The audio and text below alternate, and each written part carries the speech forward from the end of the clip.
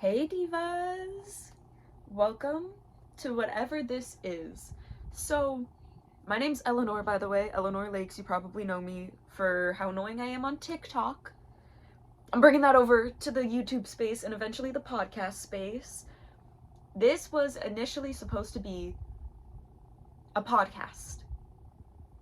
Issue is, I don't have a microphone. I'm filming this on my iPhone. But listen, we're gonna figure this out together. This is gonna be a journey. Welcome to the journey.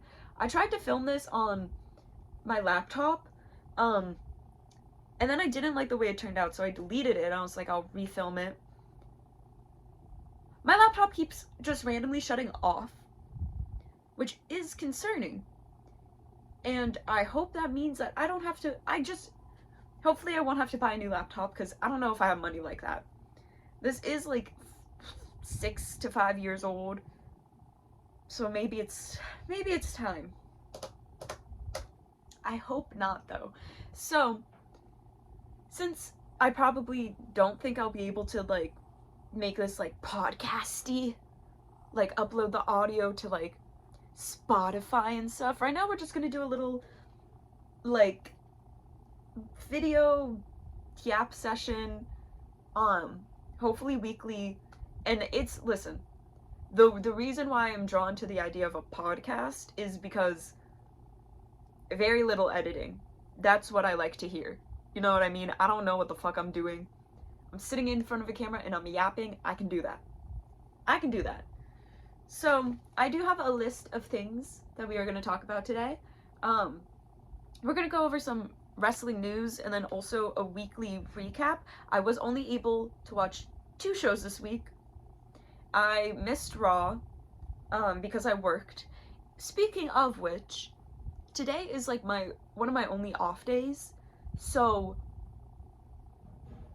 I can't, like, I had to film this today, so we can't wait for SmackDown or Collision. But I'll give you my thoughts on Dynamite and NXT, because that's what I was able to watch.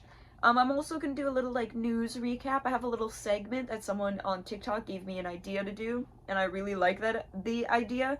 I also asked on my TikTok story and in a video what you guys want me to talk about, and some of you guys sent me some DMs and comments, and I wrote that stuff down because some of them I was like, I can yap about this. If I didn't pick what you wanted me to talk about or something you suggested, just know it's not because I don't think it's interesting. It's just I don't know if I would be able to say anything interesting.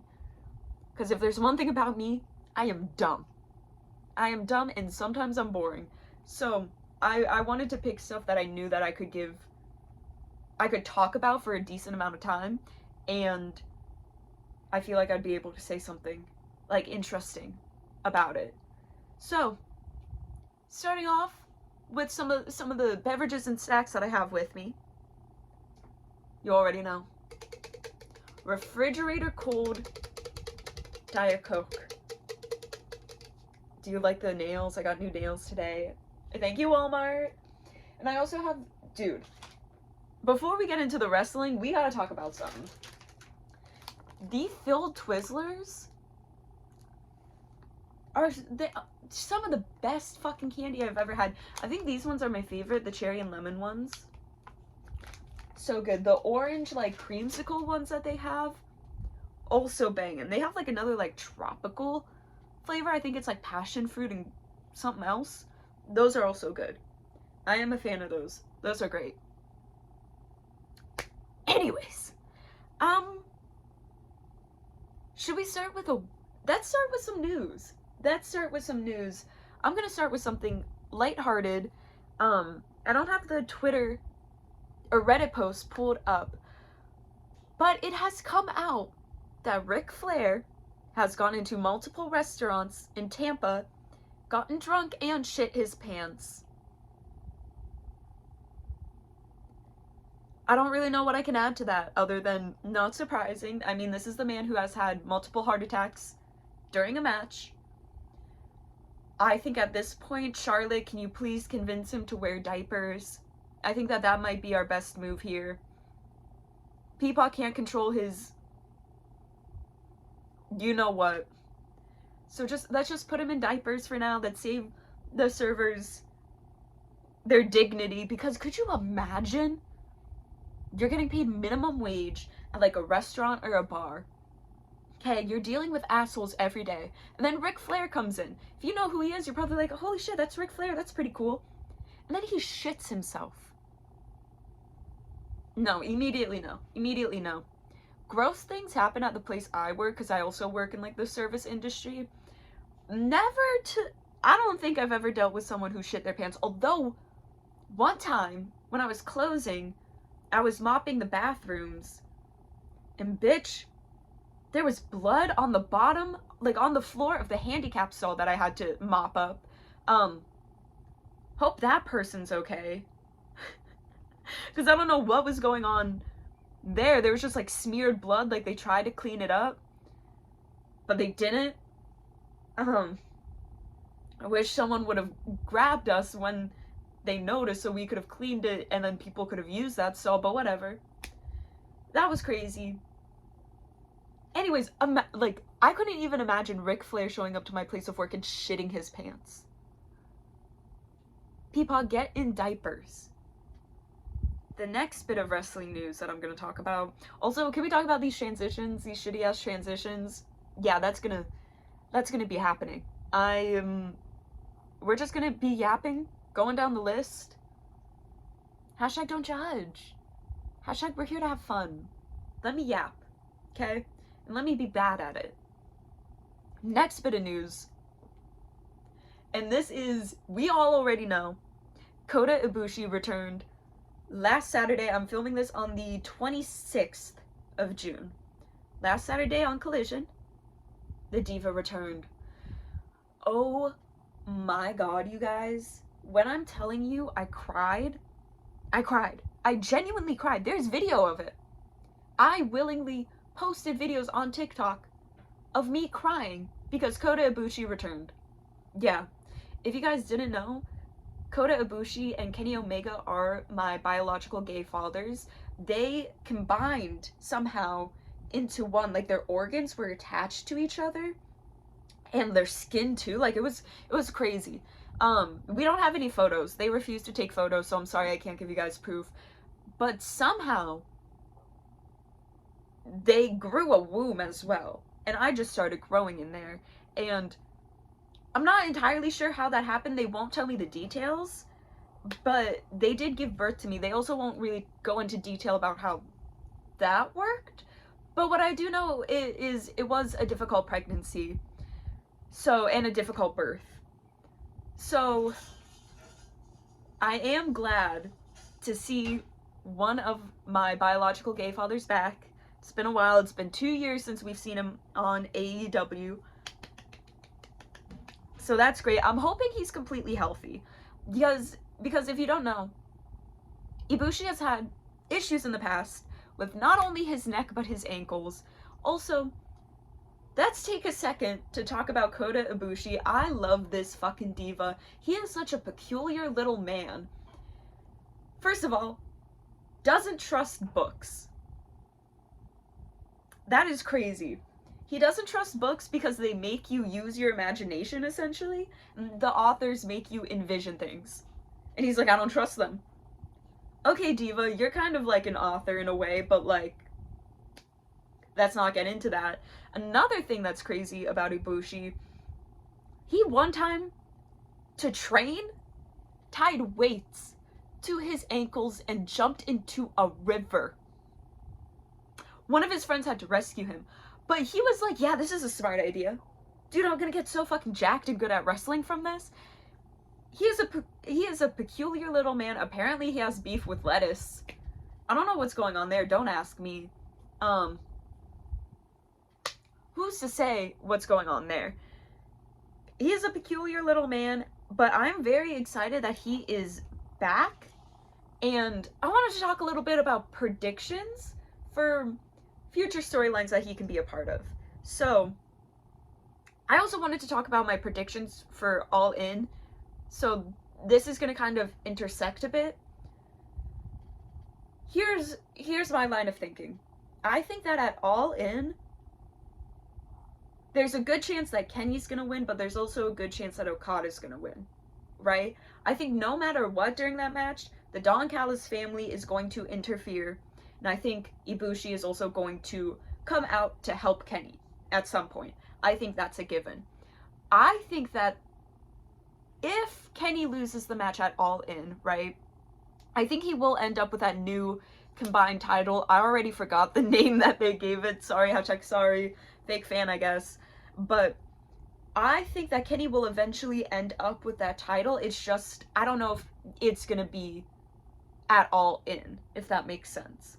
Because my line of thinking is, what a better way to get Ibushi into a major storyline than having Kenny lose after he comes out to try to help him, right? And now Ibushi's going to be wrapped up in all this. He already is. But it's also going to give a prime opportunity for the Golden Lovers to reunite and for us to get Kenny and Ibushi tag matches again of them fighting the Don Callis family until Kenny is eventually able to get his rematch against Okada and win the title. Big brain, because I think even if Kenny wins, they would be able to continue some of the feuding with the Don Callis family. Obviously, that's not going to go anywhere. They hate each other. It's not going to change. But I feel like it would be more impactful and more... It would feel more serious and more impactful for Ibushi's return if it stemmed from Kenny losing because someone from the Don Callis family, like, screwed him or something. Whoa. Who said that? Whoa, who's screwing who? Who's screwing who? That being said, can we just talk about how Tony Khan is giving us Ibushi versus Okada on an episode of Dynamite? Thank you. Thank you. Thank you! Because here's the thing, I have seen people critique AEW and Tony Khan for having these, like, dream matches and really good matches that everyone wants to see on just, like, weekly episodes. And here's my thing, why are you complaining about that? Did the WWE brainwash you to the point where you're like, I have to give them my money? I don't deserve to see good matches unless I give them my money? Because that's weird. That's weird. And also, Okada versus Ibushi being on weekly TV, I think is such a fantastic idea. Because Ibushi's already so over, Okada's already over as fuck. Also, I think that there are a lot of newer fans of AEW tuning in. I think that there's a lot of people who, because WWE's product hasn't been too good recently. That's just the truth. Hashtag sorry. Sorry, I'm speaking the truth right now. It really hasn't been that good. In my opinion, it started falling off a little bit before the Royal Rumble. Can't lie. Do you guys hear that? The cult of that's crazy. Anyways, I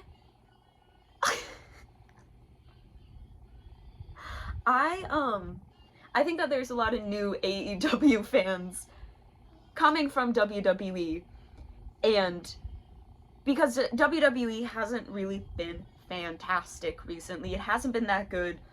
To me, it's been like mid, and sometimes going between like below mid and above mid, right? It all depends. To me, it's felt very sporadic. I mean, Goldberg. Let me make a note to talk about Goldberg, because do I have shit to say? Do I have shit to say? I've said my piece on TikTok, but I'm gonna say it here too, because I'm a Bret Hart guy, so I have the craziest beef with Bill Goldberg. Bill fucking Goldberg. Anyways, back to Kota Ibushi.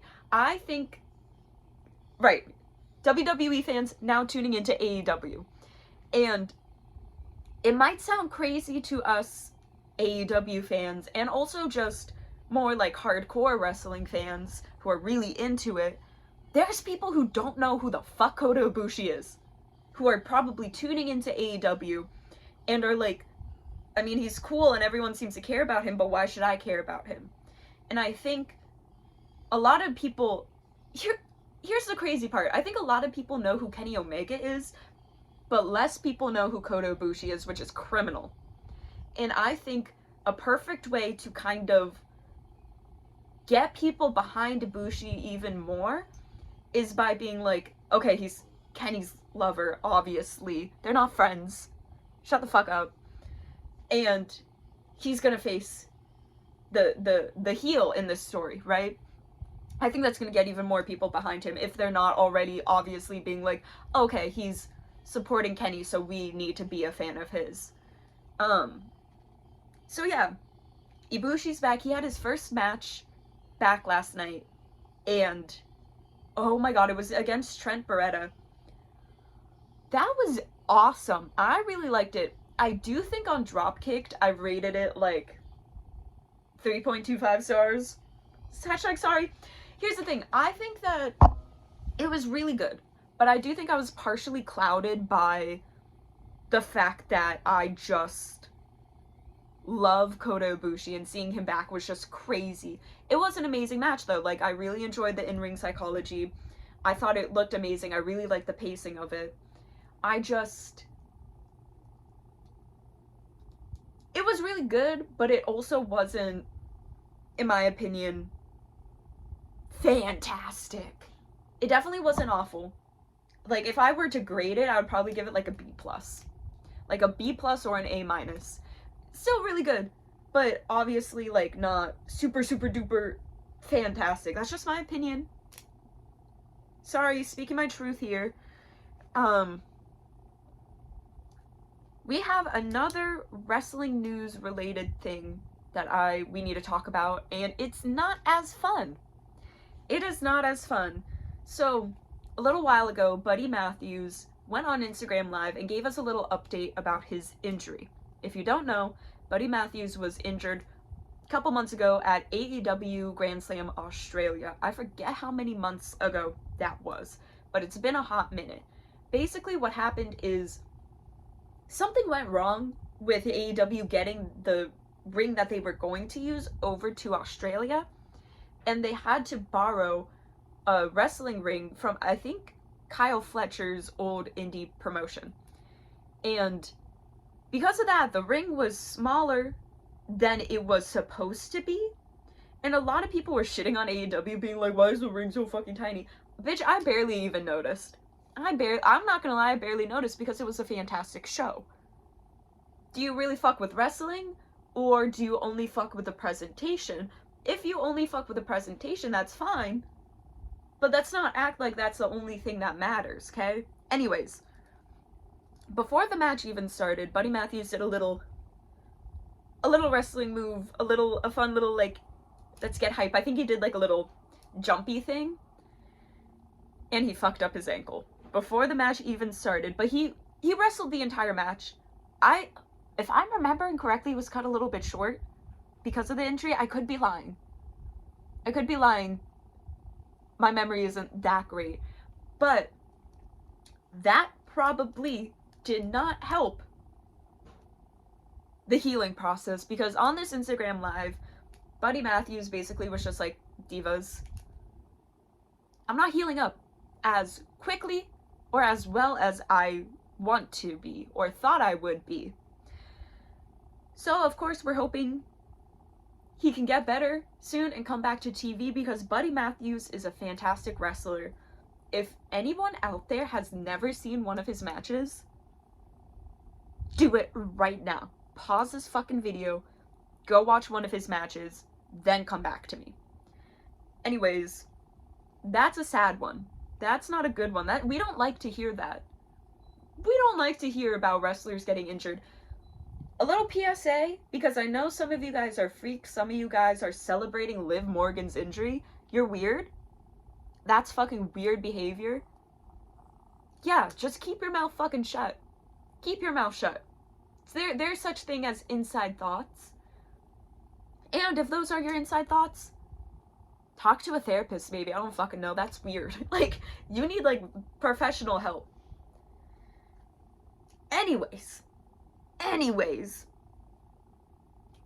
I thought, should we do the weekly recap next? Or let's do, someone recommended me to do this. I think I'm gonna do this before I get into the weekly recap. And it's a little get to know me, right? So, if you're just stumbling across this video on YouTube and you don't know me from TikTok, you probably have no clue what I like in professional wrestling. So I'm gonna tell you, and even if you know me from TikTok, you might not know much besides I heavily fuck with Toni Storm, okay?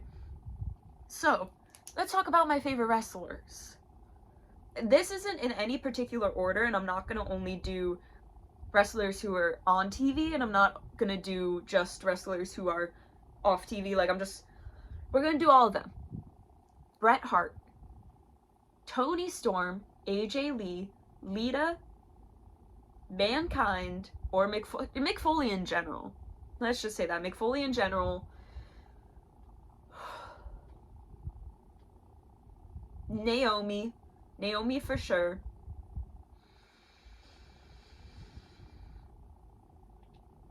I don't know how long I should make this list.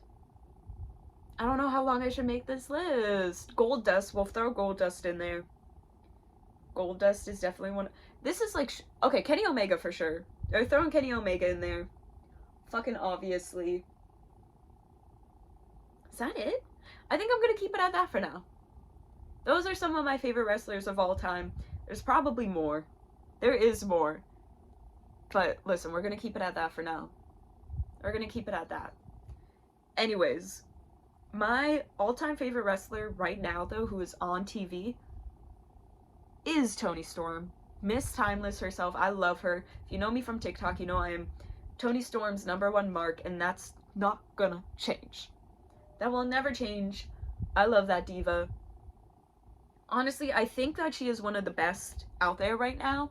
Not just for her character work, but her in-ring work too. I feel like people don't really talk about her in-ring work that much because it's not very flashy. It's very, in my opinion, like, classic. And I think that's obviously the point, because she is this whole, like, 1920s film star, starlet kind of vibe. So it makes sense that she would have, like, a more classic kind of wrestling style. It fits the character well. But I think she's amazing in ring. Even her matches before she was, like, the timeless Toni Storm character were really fucking good. Fuck WWE for what they did to her. They did her so dirty. Anyways. Motherfucker, I just dropped my pen. How rude. The next thing I'm going to talk about are some of my favorite matches. My favorite match of all time is Bret Hart versus Stone Cold Steve Austin at WrestleMania 13. I did a painting of it. It's genuinely such an amazing match, because I feel like, and I mean, I've heard Stone Cold and Bret Hart talk about this match a lot, like in shoot interviews, and it really wasn't supposed to be like a huge thing, right? It wasn't supposed to be as iconic as it was. I don't think anyone really expected it to. Bret Hart kind of described it as like a high school fight, kind of, between like the new tough guy and like the pretty boy captain of the football team type of thing. But they just elevated it so much by breaking the rules. But not only is it a fantastic match, but if you listen to the story about how things set up, how Bret Hart bladed Stone Cold, which that normally doesn't fucking happen. You normally don't blade your opponent. It's normally just like the wrestler will blade themselves, because it's kind of like, it's a little more dangerous if your opponent does it to you. But like, Stone Cold trusted Bret Hart enough to be like, yeah, Diva, you can do it. Hashtag YOLO. That is hot. Anyways, that's one of my favorite matches. Some of my current favorite matches are Toni Storm versus Mariah May, the Hollywood Ending match. Dude, I love me a little hardcore match, and I think that one was so good because the story was there. The violence made sense. Those two women had so much. I feel like a lot of it was probably distaste and hatred, but also mixed emotions because of their history, especially from Tony's side, right? Mariah maybe not so much, because it kind of was her plan from the beginning to get close to Tony, to kind of take what she has, right? But I feel like for Tony it was a lot more nuanced than that. And that match was short, but it was awesome. Fucking amazing match. Amazing. And then Kenny Omega versus Gabe Kidd. I don't need to say shit about why I like that match. That match is just obviously very, very good. You know what? I'll mention a WWE match, so people aren't like, oh, you're an AEW tribalist. First of all, bitch, no the fuck I'm not. I am not. I like all the promotions here. It's just that WWE has not been my cup of tea recently. It has not. So, one of my favorite matches, okay, two. First of all, Io versus Rhea versus Bianca at WrestleMania this year. I think that was probably the best match out of both nights of WrestleMania. And I don't think that anyone can argue against that. Also, and this is gonna surprise nobody, bitch. This will surprise nobody. CM Punk versus Drew McIntyre, Hell in a Cell. I also did a painting of that. Amazing match. I was so hyped for that. That is one of my favorite feuds in WWE as of recent. Drew, where are you? Please come back. I know you're injured, but please come back. No one hates the way that Drew McIntyre hates. And that's what gets me. No one hates like he hates, and that's why we need him back. Urgently. Now. Bring Drew McIntyre back just so he can... He's so sassy. He is so sassy, and for what? Like, every time I see Drew McIntyre, I'm like, is you LGBT because your gun's pink? You know what I mean? I'm obsessed with that diva. I miss him. I don't know if you can see behind me, but I have Punk, and then there's Drew, and they're like, Drew has his arm around Punk. It's very sweet. It's very tender. Oh! Another thing that someone said I could talk about that would be interesting is wrestling pet peeves. Here are my pet peeves. Pretty much any American promotion, how they book the women's division. Because AEW, in my opinion, is getting better, and they do it better than WWE. WWE has their moments, but tell me why so many storylines at WWE revolve around either a man or a championship title. And I understand, of course, the championship title is going to be the main focus, yada yada yada, whatever. But you can have feuds that surround other things besides the fucking title. Like, for example, what they're doing right now with Jade, Bianca, and Naomi. Amazing! That's how you write a women's feud. Although I still think it could be better. I think Triple H could put a little more effort into it and give them a little more time. But, oh my god. Stop throwing these talented female wrestlers at Dom Mysterio. We don't want it. We don't want it. We do not want it. Oh my god, I'm so sick and tired of... Dom Mysterio doesn't need it either. I don't even think it's gonna get him more heat to, like, cheat on Liv Morgan with Roxanne Perez. I don't think so. I think everyone's just kind of at this point, like... I'm tired of it. I am tired of it. And I'm not against, like, romance storylines. It's just, like... Get me out of here. Like, WWE does not pass the Bechdel test. Let's talk about it. Let's talk about it and let's fix it. Most of my pet peeves are more towards the fans. Let's get into it. First of all, how are you going to be homophobic and be a wrestling fan? How are you going to be homophobic and be a wrestling fan? It doesn't make sense, because, listen. Wrestling, drag, diva, they're more similar than you think, okay? Second of all, and I hate to make the overused joke, but it's two people of the same sex getting oiled up and grappling on each other. And you have the audacity to be homophobic? Make it make sense. Make it make sense. Another one of my pet peeves is when people say that AEW has no stories, because what the fuck are you talking about?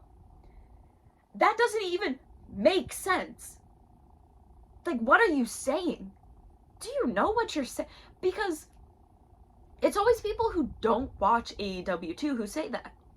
And it's ridiculous, because obviously they have fucking stories. You need to have stories to have a wrestling promotion. AEW just doesn't spoon feed you all of these recaps and all of this stuff like WWE does to push the story down your throat. And that's not even an insult towards WWE. That's just how they do it. And also, WWE does storytelling more through their promos, backstage segments, and vignettes, right? Of course they use wrestling as a tool for storytelling, because that's what professional wrestling is, but not as much as AEW does, in my opinion. AEW, their stories happen primarily in the ring. We do get some, the story is also told through promos, through backstage segments, through vignettes, all of that stuff, but the majority of the storytelling is in ring, and I think that that is just hard for someone who only watches WWE to necessarily understand. And I don't mean that as an insult. I just mean, if you're so used to watching one company do something one way, when you try to watch someone do it another way, it's probably going to be a little jarring at first and hard to get into. It was for me. Divas, can I speak my truth? I used to be a WWE tribalist. I'm sorry for my sins. But as you can see, I have repented. I have seen the light, if you will. I understand that there is more out there than WWE, and AEW is not bad because a podcaster said so. I've grown as a person, and I hope you can recognize that. Yeah. I just hate it when people say that, and then also when people bring up, like, ratings. The only time I ever bring up, like, ticket sales or ratings is when it is in tangent with the price of tickets. Because then I think it's important to have the conversation, like, are tickets too expensive? Because look how low the ticket sales are, right? But I hate it when people look at viewership, attendance, ticket sales, and use that to say that the product of a company is bad. Because that is not a good metric, in my opinion. I don't think it is, because people say this all the time, but, like, McDonald's is, like, the highest grossing fast food restaurant, probably burger restaurant in the world. Do they make the best burgers? No, they're good. They are good. But they don't make the best shit, right? And I think that people just can't comprehend that with professional wrestling too. Like, WWE is good, and they make a lot of money. But does that mean they're the best? No. No. Avatar was, like, the highest grossing movie ever. Is that the best movie in the world? No. Okay. Sorry. Those are some of my pet peeves. Let's get into the weekly recap. So I don't really have much to say about June 24th's episode of NXT. Honestly, overall, I thought it was fine. It was kind of mid, but, yeah. the biggest takeaway that we need to know is JC Jane is facing Jordan Grace at Evolution. That was the outcome of the four-way women's match on NXT this past Tuesday. Honestly, I genuinely thought that Lash Legend was going to win that match, and I was rooting for her. But I love Jordan Grace. I'm a huge Jordan Grace fan. So I'm not upset or anything. I just thought that, Lash Legend was gonna win. There were other matches too, but I don't even know if I want to get into them. Because all of them I have like the same thought process. It was fine. They were fine. They were matches that happened on a weekly show. It was entertaining. Like, it was a good watch. I had fun watching the show. It was nothing, I don't know, I guess it was just like nothing special.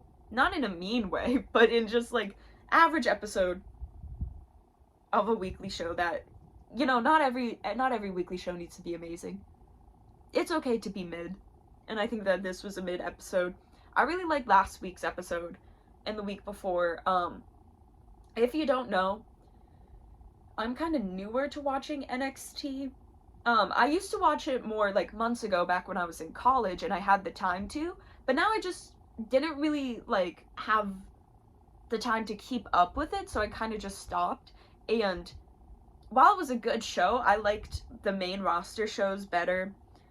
So it kind of stopped being a priority for me. But now that my girl, Blake Monroe, formerly known as Mariah May, is on NXT, I have been trying to tune in more and keep up with it again. Because listen, I'm not about to switch up on Blake Monroe just because she's no longer at AEW. She is an amazing performer. She's an amazing wrestler. Her heel work after she turned on Toni Storm was fantastic. Her heel work when she was AEW Women's World Champion, amazing. It was so good. I'm so excited to see what she does at NXT. I need to see her as a heel again because she just knocks it out of the park. I'm very excited, and I'm hoping, because this was my biggest issue with her booking at AEW, especially when on her championship run. Why wasn't she out in front of the audience more talking to the audience? It was always backstage segments, vignettes, and give her a mic and let her go out there. She can do it. That just always pissed me off, and I think she brought it up too, about how, she doesn't understand why she wasn't able to go out there more. I also don't understand it.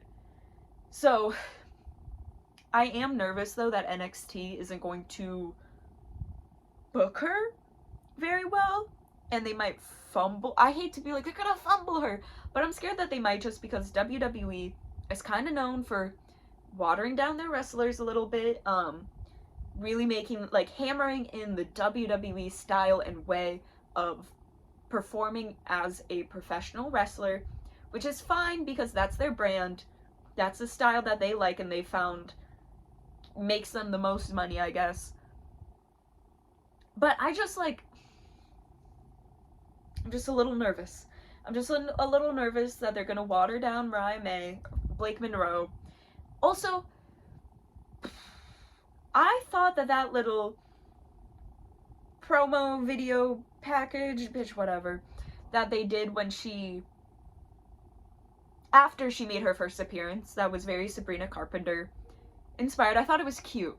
I liked it a lot, and I liked the Sabrina Carpenter reference. However, she made another direct Sabrina Carpenter reference, I think 2 weeks ago. She's like, have you ever tried this one? And listen, I don't mind it. It's just, I just don't want to look at Blake Monroe and be like, Sabrina Carpenter. I want her to be her own thing. I don't mind the Sabrina Carpenter references every now and then. It's just let her be Blake Monroe. She doesn't need to be Sabrina Carpenter. We already have a Sabrina Carpenter. Bitch, let Blake Monroe do something fucking different, you know what I mean? And I bet she probably wanted to do a lot of that stuff, but my fear is just it's gonna get too over the top, too obvious, and we're like, we just, yeah. Anyways, that was NXT. Let's talk about last night's episode of Dynamite. Let's talk about it. So I thought it was a really good show. In my opinion, it wasn't like fantastic. But it was above mid. It was very entertaining. Of course, I almost fell. Holy fuck. Anyways, of course we had Kota Ibushi's return match after he's been gone for 2 years. Fantastic. I got something to say. Jon Moxley calling Hangman Adam Page emo is crazy work. That is crazy work coming from Jonathan Moxley. Like, are you kidding me? Bitch, look in the mirror. Bitch, look in the mirror. I love Mox so much. One of my favorites. Bitch, look in the mirror before you're calling people emo. Look at some old photos of yourself with hair back at CZW. Dude, that was an emo twink. Let's be so fucking for real. He was so, like, are you kidding me? The only difference between the emo of Jon Moxley and Hangman Adam Page is Mox is like My Chemical Romance emo. Hanger's like, he's like modern baseball emo, if that makes sense. But yeah. Also, Mox calling Hanger emo not after, but while Wheeler Yuta is in his little cult faction is crazy work.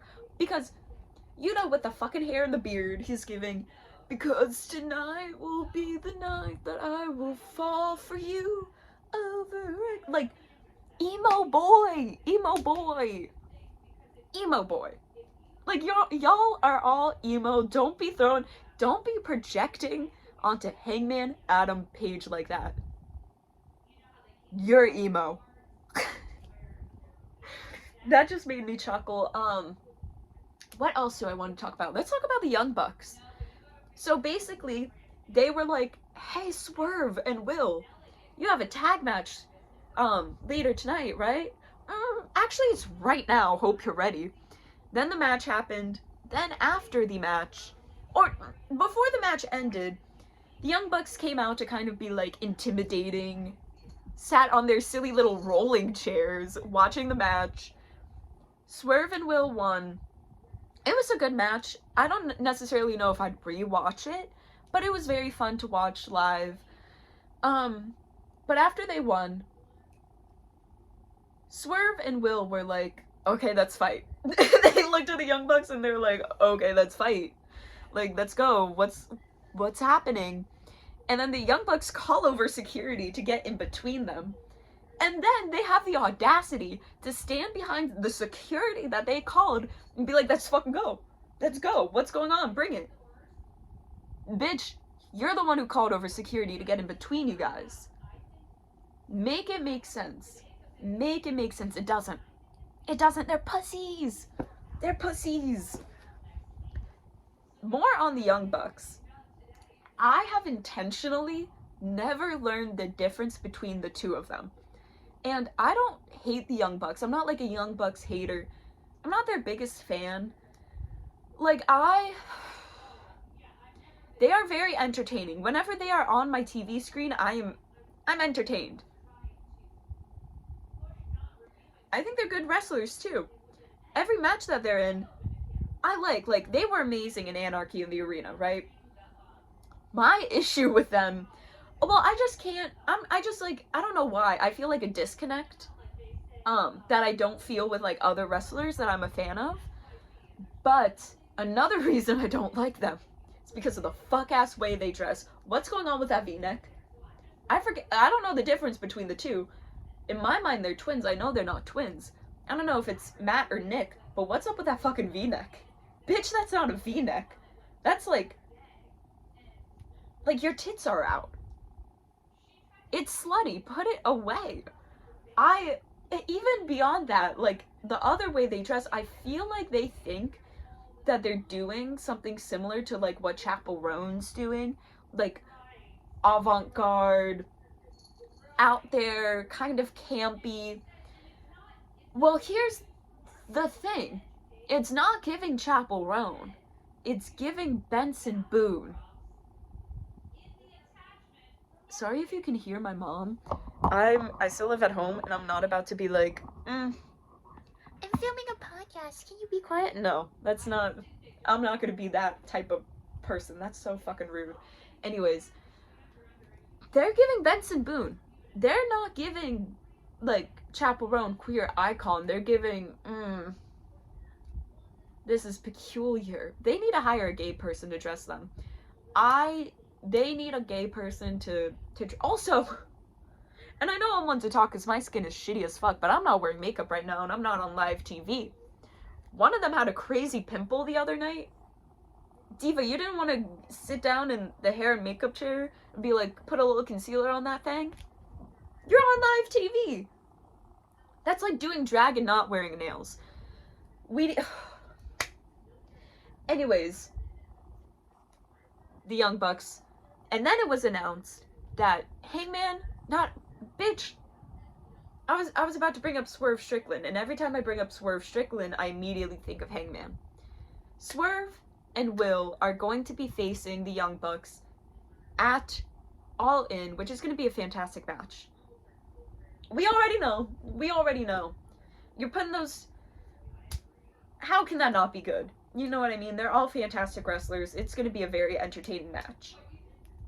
I'm trying to... What else do I want to talk about? Oh! Let's talk about why didn't the women main event that episode? I feel like they should have. That 4-way match was fan-fucking-tastic. And listen, being the match right before the main event is not a bad spot to be in at all. That match, to me, was just such a high quality, and it has some of their biggest names in their women's division, right? So why... And listen, I get it. Hangman's the main character.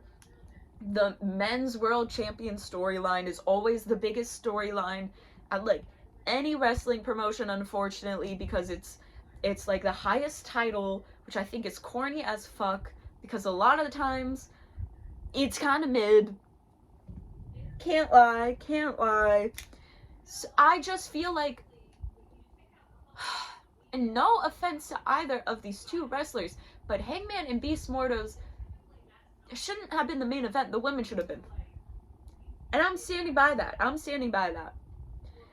Anyways, it was a really good match, the women's 4-way. I really enjoyed it, and I honestly hope that we see Chris Statlander join the Death Riders. I think that at All In, Mox is going to lose the world title to Hangman. I do see that happening, and I don't know how they would integrate Chris Statlander into the Death Riders after that loss, because that's going to open a whole new can of worms. But I guess then maybe perfect time to add a new member to the Death Riders. But Chris Statlander is so good, and also bringing her into the Death Riders would further bring Willow into this feud. And Willow's already balls deep in that feud, but it would make things more, I think, emotionally complicated, which is what I like. That's what I'm excited for. Anyways, let's do some yapping. I said we were going to talk about Goldberg. Let's fucking talk about Goldberg. Why is he here? Who wants him? Like, they brought Goldberg back. Bill Goldberg. For a cheap nostalgia pop. That's what it is. Everyone being like, oh, well, did you hear the audience when he returned? It's because you're seeing a legend in the first time in a while. Of course the audience is going to be like, wow! But when was the last time you saw a good Goldberg match that lasted longer than like 11 minutes? Exactly. When I think of Bill Goldberg, I think of two things. Unsafe in the ring, unsafe worker, and I normally don't like pinning that on wrestlers, but Goldberg is an amazing example. Like Goldberg and Ryback, amazing example of actual unsafe wrestlers, right? I think unsafe wrestler, and I think eating corn the long way, right? That's all that. Also, I think white boy. If you know, you know. I just don't.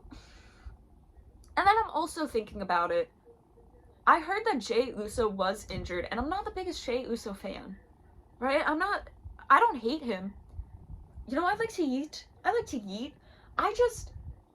biggest fan of him. I'm not the biggest fan of his character. I'm not gonna sit here and say he can't wrestle, because he can. He can. I just don't think he is fantastic. I don't think he's really a standout, in my opinion. But I'm pissed off that they had Gunther bitch, I'm so pissed off I dropped my pen again. They had Gunther beat Jey Uso for the title, just so Gunther could face off against Goldberg, and it's a title match.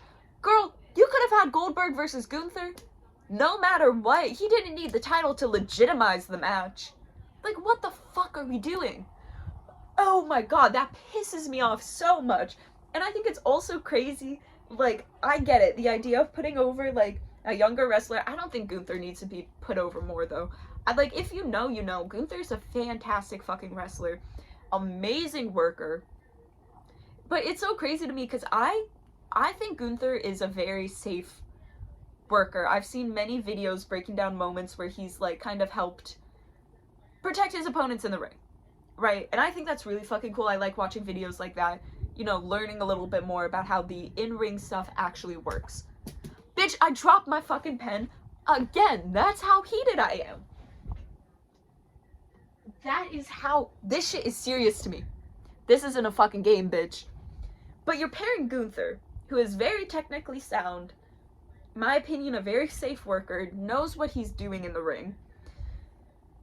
Pairing him up with Goldberg. Bill Goldberg. How long do you guys think that match is gonna last? Because we know Gunther can put on a banger.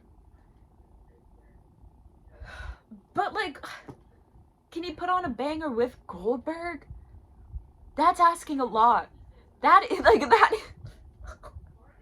I'm stressed. I wasn't planning on watching Saturday Night Main Event anyways, because it's on the same night as All In, isn't it? Yeah, I'm not missing All In. I'm not missing fucking Mercedes Moné versus Toni Storm. And I'm not missing Okada versus Kenny Omega for fucking Gunther versus Goldberg, Bill Goldberg. Get the fuck out of my face. Not happening. It's not happening. Listen, girl, I'm heated. My face was turning red. I need to, like, fan myself off. Don't get me started on Goldberg. You know what? Goldberg is one of my wrestling pet peeves. Just him. As a person. I made a TikTok saying this. I'm going to say it again. The only way that I would be slightly okay with him winning is if after he wins, he climbs up to the second rope and just screams, "White boy!" at the top of his lungs. Okay, I need to calm down. I might get even more heated because someone requested me or gave me the suggestion of talking about if fans are better or worse off with Triple H as the head of creative for WWE. And I thought that this would be interesting to talk about. So let's talk about it. I'm going to start off with the statement I believe and then get into the more nuance of it. We are better off with Triple H. But if it were up to me, Shawn Michaels would be booking the main roster, in my opinion. That's what would be happening. So, objectively, Vince needed to go. Even if we're ignoring the horrendous, awful things he allegedly, I'm saying allegedly for legal reasons, allegedly did, he was just it felt like he was out of touch. His booking felt very out of touch with what fans wanted and the younger audience that is now more into professional wrestling. Like, more kids my age, I'm 22, right? So more like Gen Z, felt very out of touch. And while there were good things, definitely, I'm not going to say there weren't. It was clear he needed to go. It was clear it was his time. Creatively, he just wasn't doing things that I found very, very interesting. And I think with Triple H stepping up, he has done good things. Like, the entirety of last year, 2024, it was an amazing year for WWE. It was amazing booking-wise. That WrestleMania was fantastic. And there are good storylines happening. Like, again, did I already fucking talk about this? I might have. But Bianca, Jade, Naomi, they have one of the best storylines going on right now at WWE, in my opinion. One of the most entertaining storylines. I think they just need to give them more time and put more effort into kind of fleshing out the story, right? But there's also a lot that just fucking sucks. Like, again, Bill Goldberg. I thought it was funny that when Bret Hart made an appearance on Raw, Gunther came out and was like, "You're my second favorite wrestler. My first favorite wrestler is Bill Goldberg." That was funny. That popped me. I can have a little chuckle. But did I expect them to bring Goldberg back? No, I did not. No, I did not. Triple H is doing better than Vince, and I've seen a lot of people say that Vince's booking and Triple H's booking is very, very similar. And I think there are small truths to that. I think in some ways they are similar. But in a lot of ways, in my opinion, they're not that similar. That is... They're similar, but they're not similar, you guys. But yeah, I do think that we are better off with Triple H.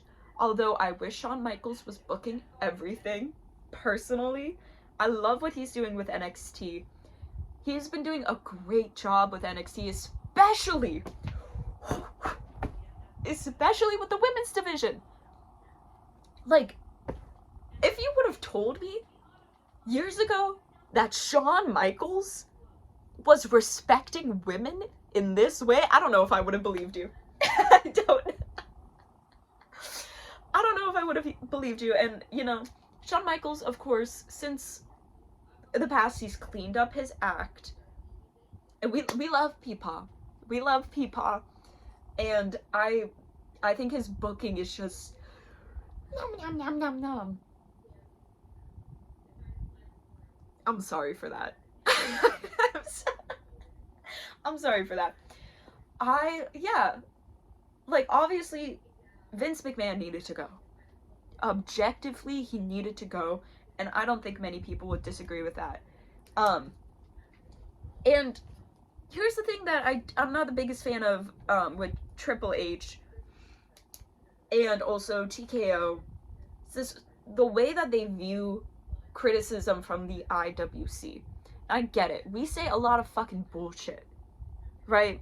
I'm not gonna sit here and say what I come up with is better than what the people who work in the industry could come up with. Okay? I'm just a dumb fucking mark sharing my opinions for fun. I don't know what the fuck I'm doing. Like, if you asked me to book a wrestling show, bitch, I wouldn't be able to do it. But at the same time, fans know what they like and what they don't like. They know what has worked in the past and what hasn't worked in the past. They know the context that would make a storyline, like, because of course wrestling plays a lot about with like what's going on in real life. We know what the fuck we like to see, right? And not all of our criticisms are invalid or aren't just like bitching and moaning, right?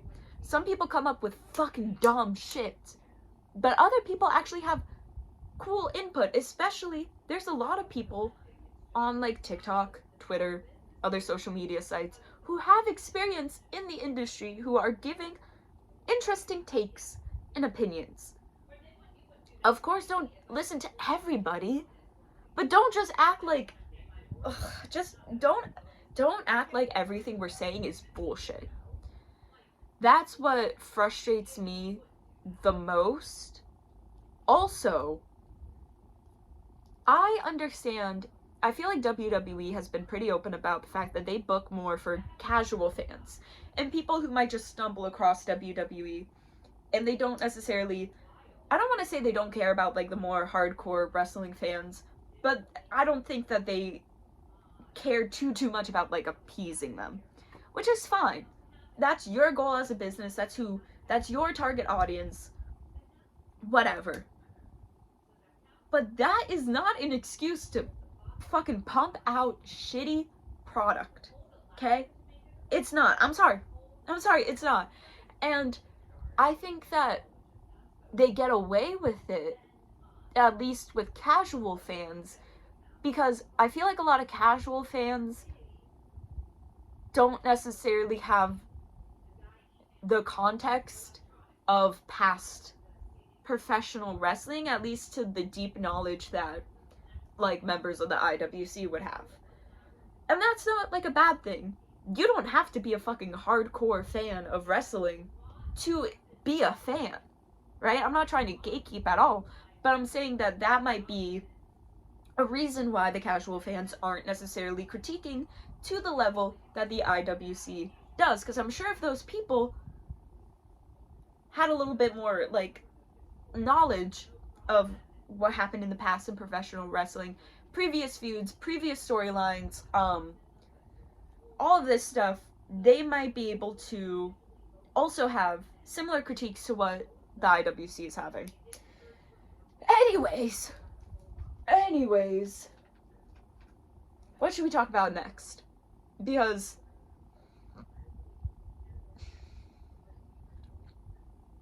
okay, I'm gonna talk about my predictions for All In. I'm really only gonna talk about 2 matches, I guess. I already talked about Kenny Omega versus Okada, so I'm not really gonna talk about that again. But let's talk about Mercedes versus Tony. I'm so excited for this match.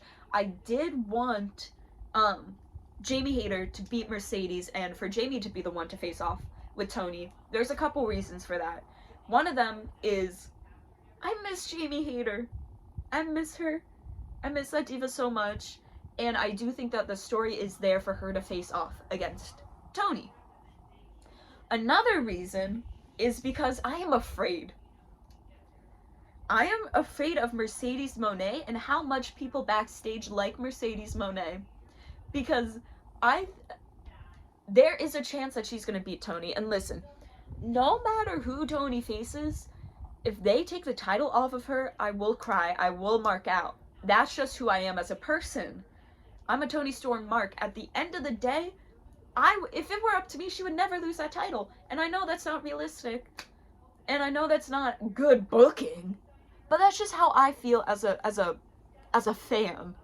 That's my girl, that's my GOAT right now. And here's the thing. I could see Mercedes winning at All In. But I feel like it would be a more intriguing and interesting story progression to have Tony win. Of course, I think if no matter who wins, it's going to be a very close match. It's going to be, because they're both at the top of their game. It's not going to be like a quick, easy, it's going to be a close match. And I think Tony might get a little sneaky, do something, and somehow catch Mercedes off guard, hit her with a roll-up for the 3 count. I think that would be interesting. I'm not the biggest fan of belt collectors. I'm okay with Mercedes Moné now just because I've been seeing how much she's been making men angry, and I'm like, give her more titles. Give her more. She's pissing these men off so much, give her more. Just not Tony's. Just not the AEW Women's World Championship. We're good. We'll be good. Just let her keep that, please. I think that a belt collector is only as good as like their fall, right? So Mercedes belt collector run is only gonna be as good as the stories around how she loses these belts. And I think this doesn't need to be the turning point of when she starts to drop all the belts, but I think it would be a good, like, in character, in kayfabe, humbling moment where Mercedes' character realizes, maybe I'm not as good as I think I am, and then we can see how that affects her ego, how that affects her psychology moving forward, defending all these titles that she has, right? I think that could be very interesting. Either way, it's going to be a fantastic match. Mercedes Moné is fantastic. Toni Storm is fantastic. It's going to be a great match. I mean, we all know that Hangman's 90% chance he's going over at All In. I feel like we don't really need to discuss that. We're kind of all on the same page. For the Young Bucks and Will versus... bitch. For the Young Bucks versus Will and Swerve, I don't know. I feel like if Mox loses the title, the Young Bucks would win the tag match. Can I explain more? Probably. Will I? I don't think so. I don't know why, but it makes sense to me for it to turn out that way. But then also they could both win, or they could both lose. I don't know. You guys, this is why I like AEW. I feel like their matches are much more unpredictable for the most part than WWE. It feels like genuinely going in like either of them could win. I forget what other matches are on the All-In card. So that's great. That is great. I did request off of work for that. I made a note just saying, like, I can't work after 8 p.m. Because, listen, preferably I wouldn't miss the pre-show, but I'm okay with missing the pre-show. It's not the end of the world. I'll rewatch it. I'll rewatch the matches that are worth watching, you know, whatever. I think we're getting close to the end of this. Oh! We need to talk about something. Politically, shit has been fucking weird. If you haven't heard, which I don't know how you wouldn't have heard, Trump bombed Iran, right? And WWE, I think they only rescheduled one of their Saudi shows. I could be lying about that, but I believe that's true. I hope that they reschedule both of them or move the location of both of them, because I think it's just objectively not safe. It's just not safe. Maybe postpone the show? I don't fucking know.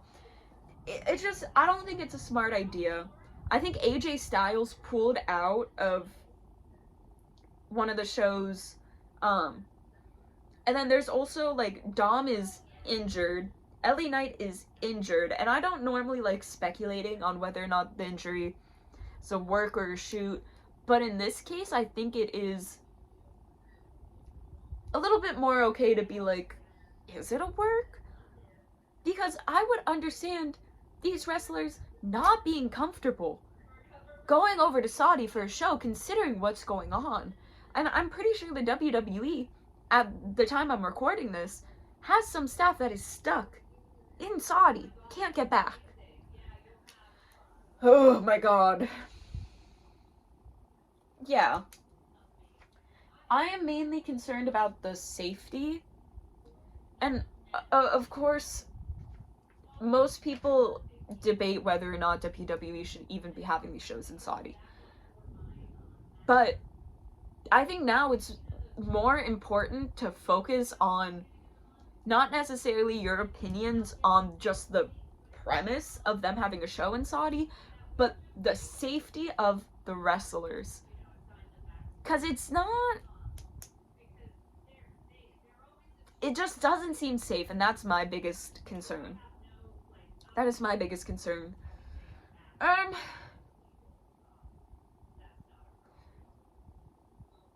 Okay. I think we're gonna end off this first episode. Sorry for that long pause. Someone on TikTok, shout out to you, Diva. I should have wrote down your username so I could have given you a shout out. But they suggested I do a slay segment, a slegment. Slegment? Basically where I just do like slay of the week. Which wrestlers serve the most cunt? And I decided I'm gonna pick one person from the men's division, one person from the women's division. So let's get cracking. I think slay of the week for the men's division is going to, I mean, it's gotta go to Ibushi, right? That diva returned.